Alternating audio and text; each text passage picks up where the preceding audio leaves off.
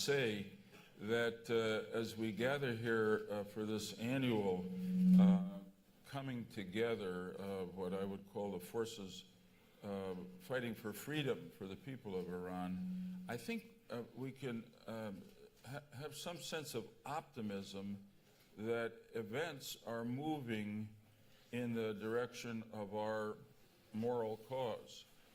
And I say that both because of events external to Iran and also what's happening in Iran. And in this opening statement, I'll be brief. The first, I think, very significant change is the election of Donald Trump as President of the United States. I supported Hillary Clinton, so understand that I'm speaking about the policy toward Iran and the Middle East.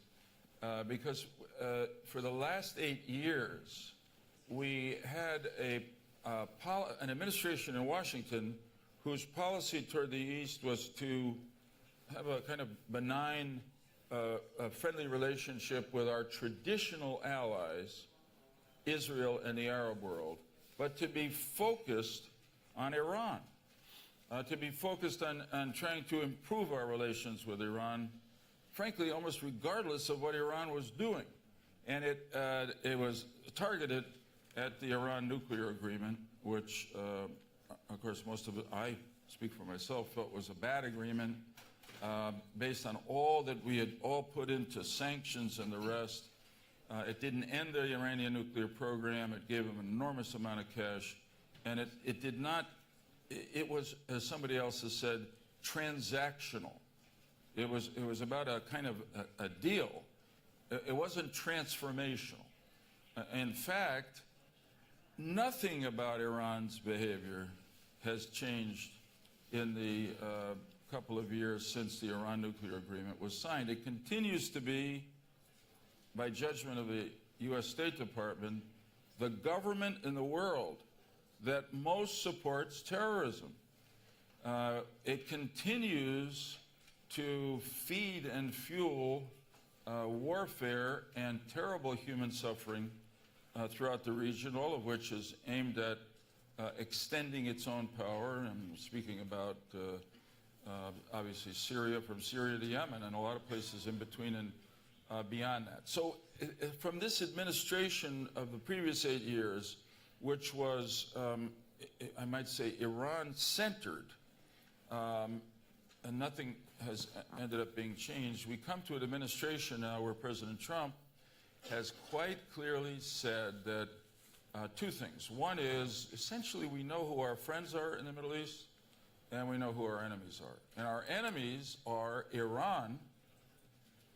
We're not making that up. I mean, all you have to do is listen to the Supreme Leader and others, death to America.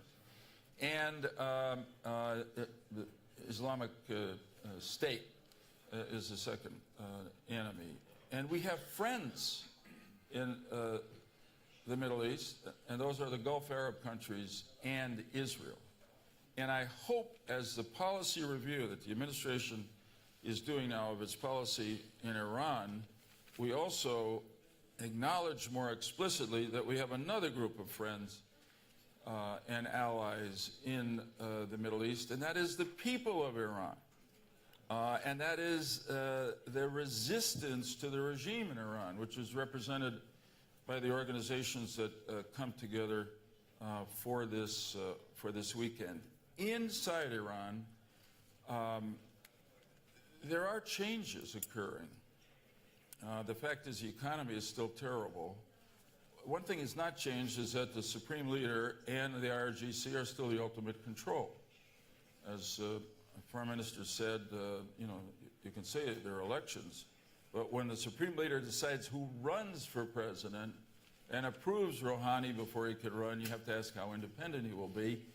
And yet now, as you may have seen if you've been following recent days and weeks in Iran, Rouhani has actually begun to say some independent things, and the Supreme Leader recently warned Rouhani, and said that he should keep in mind that he could be sent into exile, the way previous leaders, presumably thinking of Bani Sadr, were.